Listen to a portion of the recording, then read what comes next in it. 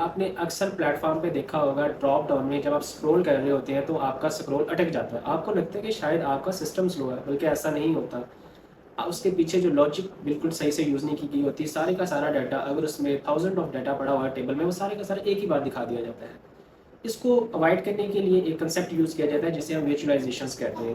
उसमें क्या किया जाता है कि आपका डाटा तो सारा एक बार में लोड कर लिया जाता है, लेकिन सारी की सारी नोट्स को एक ही बार नहीं दिखाया जाता, ताकि आपका स्क्रॉल लैग ना करे। सिर्फ़ और सिर्फ़ जितनी स्क्रीन्स पे आपको रोज़ शो हो रही होती हैं, उन्हीं का डाटा दिखाया जाता है। फॉर एग्ज़ाम्पल अगर मैं सपोज़ कर लेता हूँ, शुरू में हम 20 टू 30 रोज़ ऑफ नोट्स दिखा देते हैं। जैसे ही यूज़र स्क्रॉल डाउन करता है, हम उसको नेक्स्ट 20 टू 30 रोज़ दिखा देते हैं। इसी तरह से यूज़र को ये भी फ़ील नहीं होता है कि डाटा उसका लोड नहीं हुआ और सिस्टम भी आपका लैग नहीं करता।